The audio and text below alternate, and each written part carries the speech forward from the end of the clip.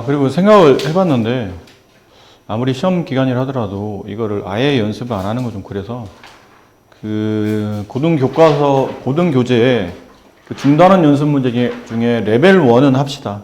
레벨 1 정도는. 레벨 2로 넘어가면 좀 고민할 시간이 생기는 문제들이 있기 때문에 지금 당장은 좀 시험 대비하면서 하기가 좀 부담스럽지만 레벨 1까지 안 하게 되면 문제가 연습이 너무 안 되어 있는 상태로 넘어갈 것 같으니까 레벨 1은 차곡차곡. 그러면 저번에 원의 방정식 레벨 1, 그 다음에 지금 최근에 배웠었던 도형이동 레벨 1 이렇게 문제를 합치면 거의 한 30문제 정도 되지 않을까 싶어요.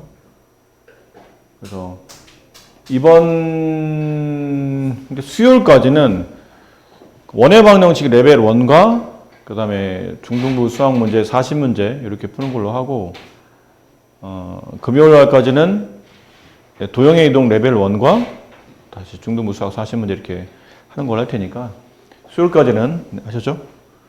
원의 방정식 레벨 1, 그 다음에 혹시 원의 방정식 레벨 1을 푸셨으면 중등부 40문제 푸시면 되고 그렇게 하는 걸로 합시다. 단원이 이쪽 단에 또 새로운 단원 됐죠? 전혀 별개인 단원처럼 보입니다. 집합이라는 단원이고 대학교 가시면 대학교 수학에 제일 먼저 배우는 단원이라고 보시면 돼요. 집합론이라고 해서 수학에서는 가장 기본적으로 첫 교과에서 많이 다루고 있거든요. 예전에는 중학교 첫 교과에서 집합이 있었고 그다음에 고등학교 첫 교과에도 집합이 있었던 그런 세대들도 있었어요. 여러분 한 10년 전 대충 그 정도 선배들 때는 그랬었어요. 중학교 1학년, 여기 지금 배우고 있는 이 초반부가 중학교 1학년 때 배웠던 내용이에요, 사실은. 그러니까 초반부는 그렇게 어렵지 않다는 뜻이죠. 예전에 10년 전 선배들은 중학교 1학년 때 이런 걸 배웠다는 뜻이니까, 물론 이제 집합 뒤로 넘어가면 어려운 것들 있죠. 그런 것들은 이제 고등학교 때 다시 배우게 됐었어요. 중1 때 잠깐 배웠다가, 중1 초반에 배웠다가, 다음에 고등학교 1학년 가면 고등학교 1학년 수학이 제일 첫 단원의 집합이 있었는데, 지금은 교과가 좀 뒤로 이제 밀려가지고 후반부에 나오긴 합니다.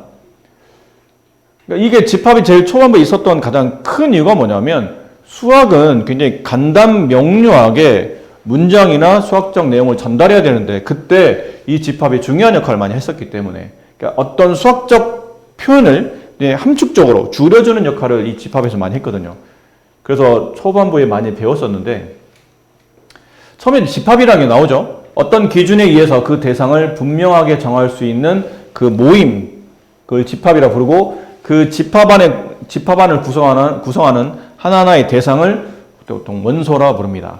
예를 들어 뭐 요즘 잘 나가는 그룹이 뉴진스인가요?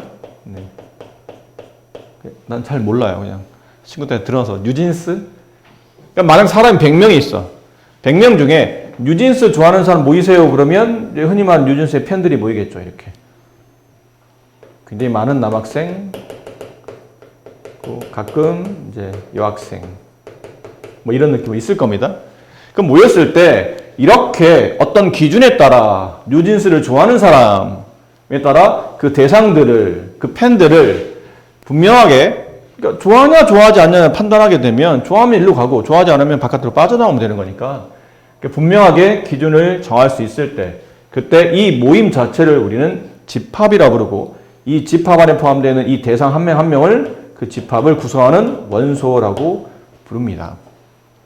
그래서 보통 집합을 표현할 때는 구분하기 위해서 특별한 조건이 아닌 이상은 알파벳 대문자를 보통 많이 써요. 이런 식으로 A, B, C, D 뭐 이런 식으로 알파벳 대문자 집합 A, 집합 B, 집합 C 이런 식으로 그 다음에 원소들은 얘랑 구분하기 위해서 보통 알파벳 소문자로 원소를 만약 써도 되도록이면 알파벳 쓰게 됐을 때는 소문자를 써서 집합과 원소를 구분한다라는 표현이 됩니다. 그래서 이런 표현들이 있죠. 이렇게 되고 이렇게 돼 있어요. 그럼 여기에 1, 2, 3 이렇게 세 개의 원소가 있다 칩시다. 그럼 이렇게 되면 이 그림이 뜻하는 바가 뭐냐면 집합에서는 집합 A 안에 1, 2, 3이라는 세 개의 원소를 가지고 있는 모임이 구성됐다는 뜻이에요. 그걸 어떻게 수학적으로 어떻게 쓸 거냐면 이렇게 중괄호를 씁니다. 그 안에 저 대상들을 이렇게 하나씩 집어넣어요. 그리고 다 했으면 이제 중괄호를 닫아주시면 돼요. 그럼 이렇게 하면 집합 A 안에 1, 2, 3 세 개의 원소를 가지고 있습니다 라는 뜻이 된다는 얘기죠. 이게 수학적 기호가 돼요. 이 수학적 기호를 그림으로 표현한 게 이겁니다. 아시겠죠? 자, 그러면 여기는 1이라는 원소가 집합 A 안에 들어있는 원소입니까? 그러면 그렇죠. 집합 A 안에 1 있잖아요. 이걸 또 다시 수학적 기호로는 이렇게 써요. 이렇게. 약간 2차처럼 보이죠? 대문자 2차처럼? 그렇게 보이지 않나요? 맞습니다. 원래 그런 기호입니다. 영어의 엘리멘트의 줄임말이에요. 그래서 이렇게 앞에 있는 대문자를 약간 수학적 기호로, 대문자로 쓰면 집합 A랑 대문자 A가 구분이 잘 안 되기 때문에 그걸 수학적 기호로 만들려고 이렇게 약간 곡선 형태로 만들어졌는데 원소이다 라는 뜻이죠. 그런 의미로 쓰이는 겁니다. 근데 이렇게 맞으면 이렇게 큰 쪽으로, 집합 쪽으로 이렇게 들어가는 게 되는 거고, 만약 4라는 원소가 집합 A에 포함되어 있습니까? 그러면 포함되어 있진 않죠. 그럼 이렇게 짝대기 그시면 돼요. 4는 집합 A에 포함되지 않습니다.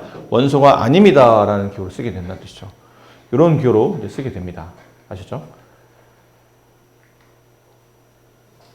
자, 이러한, 뒤에 보면, 이 다음 페이지, 집합의 표현. 집합을 표현하는 방식은 크게 세 가지가 있는데, 첫 번째 원소 나열법, 조건 제시법, 벤 다이어그램. 원소 나열법은 단어 뜻 그대로예요. 그 집합에 포함되어 있는 원소를 나열, 직접 보여주겠다는 거죠. 예를 들어 내가 어떤 6의 약수의 원소를 가지고 집합을 만들려고 합니다. 그럼 원소 나열법은 어떻게 쓰냐면 그 집합을 A라고 합시다. 그럼 집합 A 안에는 1, 2, 3, 6 이렇게 들어가겠죠. 저 조건을 만족하는 원소를 일일이 다 나열해주는 방법. 이게 원소 나열법이에요. 뭐 어렵지 않죠? 두 번째는 근데 이거를 원소 나열법 쓰는 것보다는 좀 이들의 특징을 보고 좀 더 함축적으로 표현하기 위해서 이렇게 쓰기도 하거든요. 이 방법 익히셔야 되는데 이렇게 써요. 근데 최근에 여러분이 배우신 거 아닌가요? 이렇게 쓰게 되면 여기는 이 부분은 최근에 배운 건데 이게 뭐예요? 원이죠. 원이에요. 원의 방정식. 그럼 어떤 원의 방정식? 중심이 얼마이며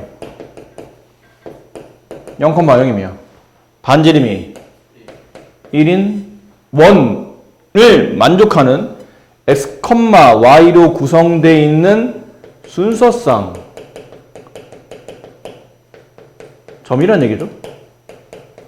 근데 그 점들의 모임, 점의 흔적, 점의 자취.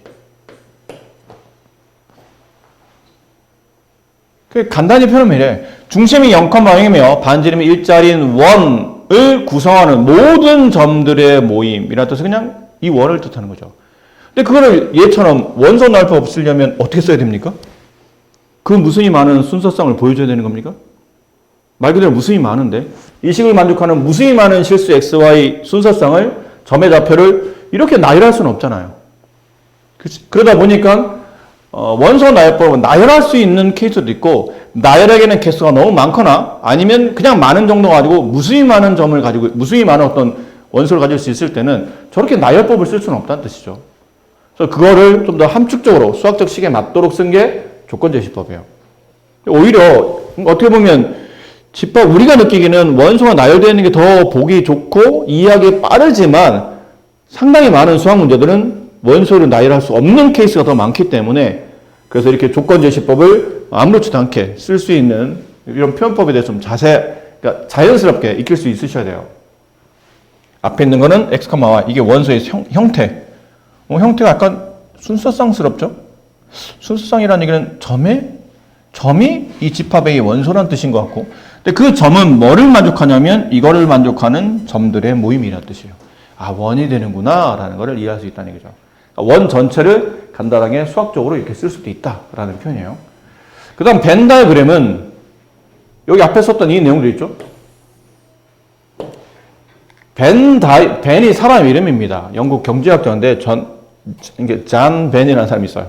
이 사람이 자기가 경제적인 내용을 정리하려고 하다 보니까 이거를 좀 여러 가지 어떤 원소들을 표현을 이렇게 말로 하는 것보다는 그림으로 도시하는 게 좀 더 편하지 않을까라 판단해서 만들어내는 방법이에요. 그 사람 이름을 따서 벤 다이어그램이라고 부르는데 지금 이게 위에 있는 게 첫 번째 원소 나열법, 얘가 조건제시법, 그럼 벤 다이어그램은 아까처럼 그림 그리는 거예요. 집합 A 안에 저런 원소를 가지고 있습니다. 이렇게. 그림으로 보여주는 방식. 이게 벤 다이어그램입니다. 보통 원소를 쓸 때는 저렇게 쓰시고요. 근데 이 원소를 포함하는 전체 집합만이 필요할 수도 있어요. 전체. 그러니까 무한히 많은 실수값을 갖지 않고 어떤 조건상에 성립할 수도 있거든요. 만약 전체 집합을 이렇게 뒀는데 이 전체 집합이 이렇다면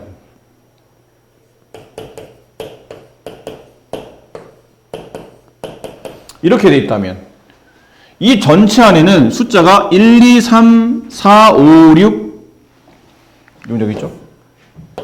6, 7, 8, 9, 10 그럼 이 전체 집합은 10 이하의 자연수예요. 10 이하의 자연수 중에 6의 약수를 뜻한다는 얘기죠. 그래서 보통은 일반적인 집합일 때는 벤 다이어그램에서는 동그라미 쳐주고 그걸 포함하는 전체 집합은 특별한 말 없으면 이렇게 네모칸 쳐서 이렇게 보통은 집합을 구성한다, 구분해준다라고 생각하시면 됩니다. 그림이라는 뜻이죠. 좀 그림이 좀 더 보기 편하니까 뭐 그런 뜻을 가지고 있는 겁니다. 여기까지도 사실 뭐 크게 설명할 건 없죠. 그냥 기호를 좀 알 필요가 있는 것들이 있는데 유한집합, 무한집합. 당연히 유한집합은 원소의 개수가 유한한 거고 무한집합은 원소의 개수가 무수히 많은 겁니다. 당연한 겁니다. 유한집합은 뭐 만들기 나름이겠죠. 개수를 정하면 되니까. 아무리 많아도 개수를 셀 수 있으면 유한집합이에요. 원소의 개수가 막 100억 개야. 100억 개를 세기는 사실은 어렵죠.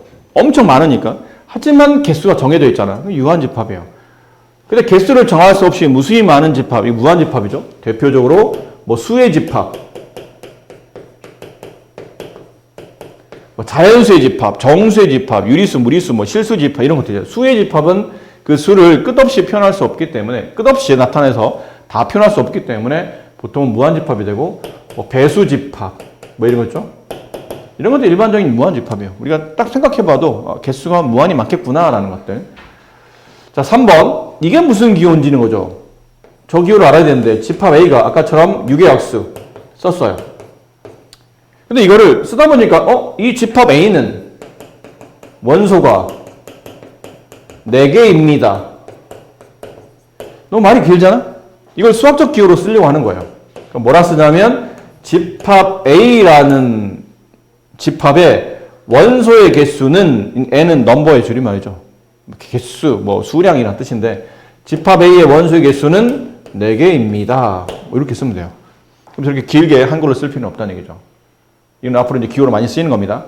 그럼 그래서 N하고 옆에 이렇게 쓰면 이 안에 있는 거는 어떤 거든 간에 집합이 표현되어 있어야 돼요. 딴 게 표현되어 있으면 안 됩니다. 집합. 아셨죠? 그럼 안에 쓴 얘는 A라는 집합이라는 뜻이죠. 되셨습니까? 그럼 이런 건 어떻게 하죠?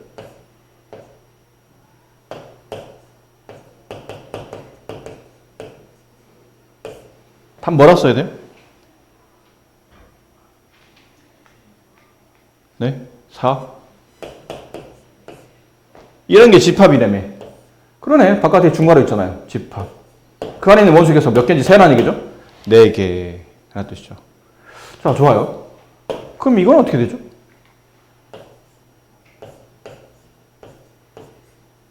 이 답은 뭔가요? 1?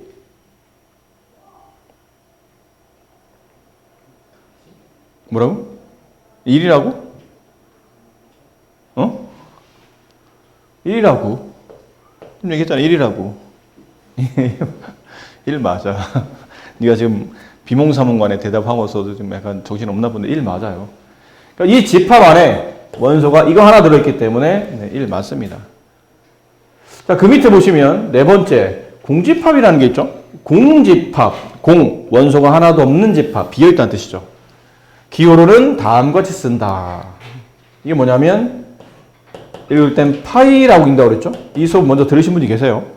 파이라고 있습니다. 선생님, 파이는 이게 아닌가요? 3.14를 대신해도 이 파이. 얘도 파이예요. 얘도 파이고 얘도 파이고. 근데 한국 사람 읽으면 저 파이나 이 파이나 똑같은 파이인데 약간 이제 발음 기호에 미묘하게 차이는 있지만 어쨌든 둘 다 파입니다. 파예요. 뭐 어때 쓰는 거죠? 그러면 이 파이는 공집합일 때 원소에서 없는 집합 A를 봤더니 집합 A 원소가 이렇게 돼 있어요. 눈치껏 찾아봐도 안에 있는 원소가 없다는 얘기죠. 이거 공집합이구나. 그럼 집합 A는 이렇게 쓴다. 예전에 선생님이 여러분 나이 때 학교에서 수학을 배울 때는 공집합 기호가 이렇게 두 개였어요. 이렇게 써도 되고 이렇게 써도 되고. 또 요즘은 이걸로만 씁니다. 네. 교육적으로 쓸 때는 이걸로만 써요. 이건 쓰기엔 좀 귀찮고 가끔 이제 헷갈리기도 하거든. 기호가 좀 헷갈려서 다른 집합과 맞물리다 보면 이상하게 헷갈려 보이기 때문에 이제 이렇게 공집합을 앞으로 이제 파이라는 기호로 대신에 쓴다라고 생각하시면 되고, 위에도 나와 있죠? 그래서 n 이렇게 쓰면 답은 몇 개? 0개다. 이게 이제 집합 구성이 돼야 되기 때문에 공집합 안에 들어있는 원소의 개수는 몇 개입니까? 0 이렇게 된다는 거죠. 없다는 거지. 그럼 이거 한번 여쭤볼까요? 이건 답이 뭐예요? 이건 뭘까 답이? 응? 뭐라고? 아, 뭐라고? 이거 물어본 거야. 이거 뭐라고 대답했는데 내가 잘 못 알아들어서. 저 답은 뭐예요? 1? 자, 1이랍니다. 다른 분 생각 어때요? 동의? 지은 동의? 이 상황에 동의하십니까? 여쭤보는 거예요. 뭐 오늘 처음 배웠는데 꼭 맞출 필요는 없잖아요. 가끔 틀릴 수도 있는 거지 뭐. 응? 0. 역시 손가락질. 손가락질 아니면 1이라는 거야. 야, 답은 1이야. 이 뜻이 아니면 에라 이놈이야. 연재는 뭐라 생각해요?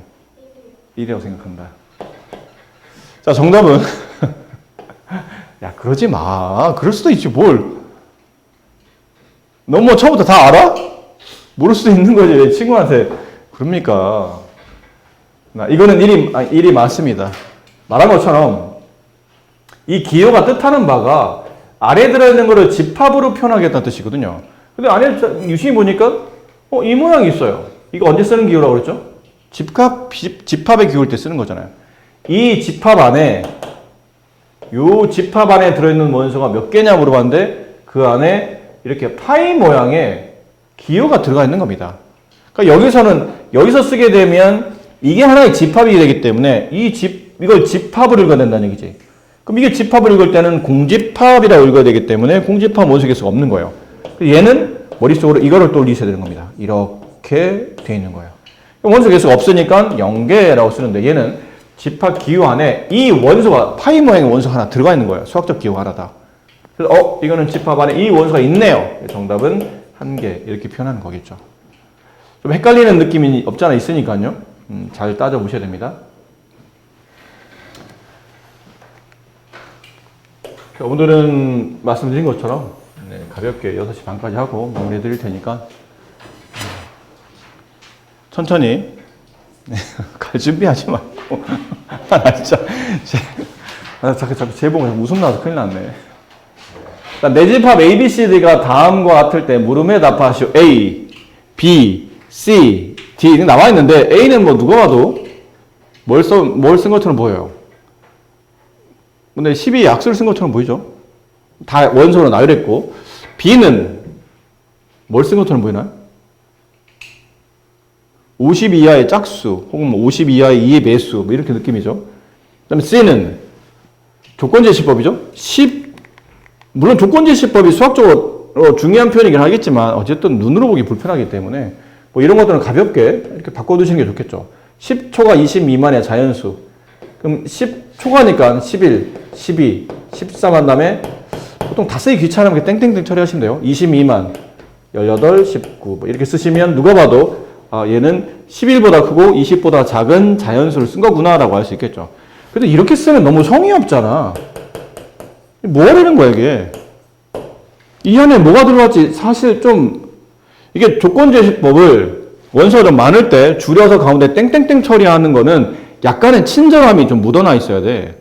그러니까 누가 봐도 이거는 뭘 쓴구나 라고 알아야 되는 거지. 이렇게 써놓으면 이렇게 보는 사람들도 있겠지만 어떤 사람은 혹시 이걸 뜻하나? 10보다 크고 11보다 작은 홀수인가? 라고 오해할 수도 있잖아. 너무 이렇게 불친절하게 쓰면 안 된다는 얘기예요.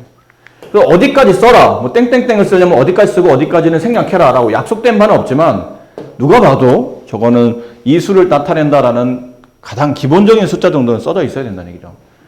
자, D는 2x, 이건 뭐 부등식을 풀라는 얘기니까 넘어가면 2x가 10보다 작죠.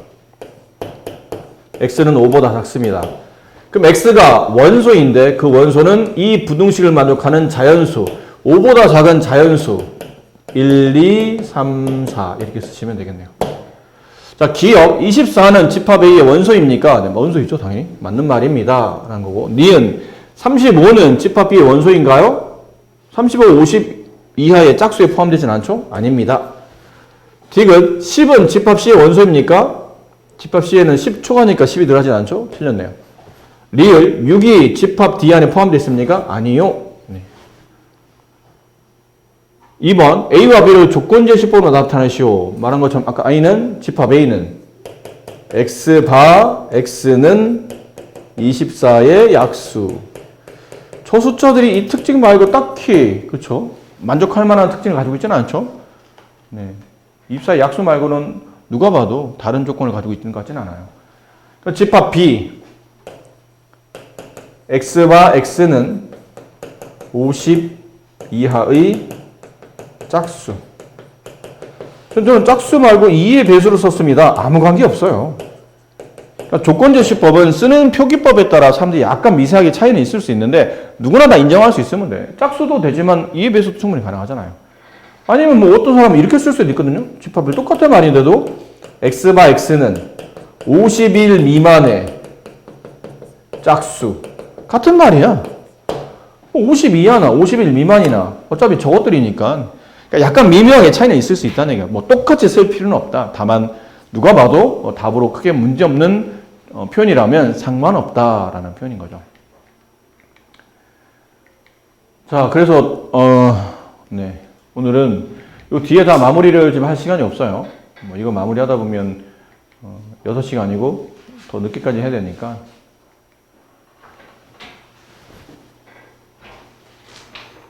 어차피 오늘 친구들이 많이 빠져서 이것도 다시 재설명해야 되니까 다음 시간에 앞에 했던 거 복습할 겸 또 여기 하면서 다시 하는 걸로 합시다.